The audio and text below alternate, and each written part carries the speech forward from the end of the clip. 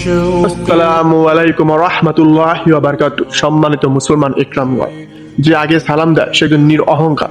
আর সালামের ফজিলত হলো যে যে একজনকে সালাম দিল আর সে সালামের উত্তর দিল, আল্লাহ সুবহানাহু ওয়া তাআলা উভয়ের প্রতি শান্তি বর্ষণ করলো।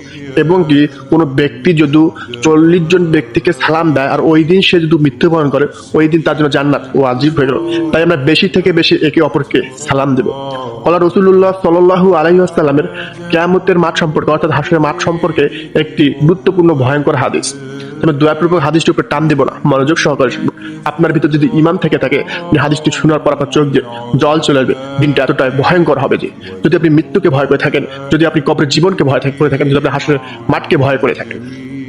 আল্লাহ রাসূলুল্লাহ সাল্লাল্লাহু আলাইহি ওয়াসাল্লাম বলতেছেন, হাসরের মাঠে প্রত্যেক মৃত ব্যক্তিকে আবারও জীবিত করা হবে তাদের আমলের হিসাব নেওয়ার জন্য। ওই দিন সূর্য এতটাই কাছে আসবে যে মাথা থেকে 1 হাত দূরত্বে অবস্থান করবে। সূর্যের এতটাই উত্তপ্ত হবে যে তাদের গুনাহ অনুযায়ী তাদের ঘাম এতটাই ঝরবে যে তাদের ঘামে তাদের কেউ তাদের গুনাহ অনুযায়ী টাকনু পর্যন্ত, কেউ হাঁটু পর্যন্ত, কেউ কোমর পর্যন্ত, কেউ মুখ পর্যন্ত তাদের ঘামেই তারা ডুবে থাকবে। একটাবারও কি আপনি ভেবে দেখেছেন এখন সূর্য কত হাজার কিলোমিটার দূরে, তবু আমার সূর্যের উত্তপ্ত সহ্য করার মতন ক্ষমতা নেই। আর ওই দিন সূর্য আমাদের মাথার 1 হাত উপরে অবস্থান করবে। ওই দিনটা এতটাই ভয়ঙ্কর হবে যে জমিটা সমতল ভূমির মতন হবে, পোড়া মাটির মতো, তামার জমির চেয়েও কঠোর, একবারে খাড়া জমি হয়ে থাকবে, যে এতটাই উত্তপ্ত হয়ে থাকবে যে সর্বপ্রথম পায়ের তালা পোড়া যাবে। আর এতটাই আমরা পিপাসিত হয়ে থাকবো যে কোনো ছায়া থাকবে না, একমাত্র আরশের ছায়া ছাড়া।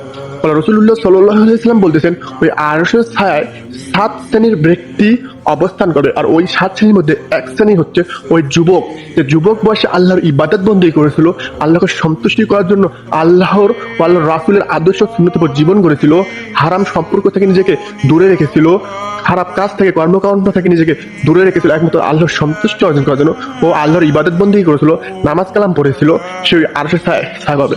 আমার বন্ধুগণ, এই যুবক বয়সটি আল্লাহর কাছে সবচেয়ে পছন্দনীয়। মানে যুবক বয়সে আমার যা চাবো ইচ্ছা তাই আমরা করতে পারি। কারণ রাসূলুল্লাহ সাল্লাল্লাহু আলাইহি ওয়াসাল্লাম বলতে, তোমরা যুবক বয়সে বেশি থেকে বেশি আল্লাহর ইবাদত বন্দী করবো, আমরা বেশি থেকে বেশি আমাদের গুনাহের জন্য তওবা করব, আল্লাহর পথে আমরা বের হব, ইসলামের দাওয়াত দেব ও সবাইকে নামাজের দাওয়াত দিব।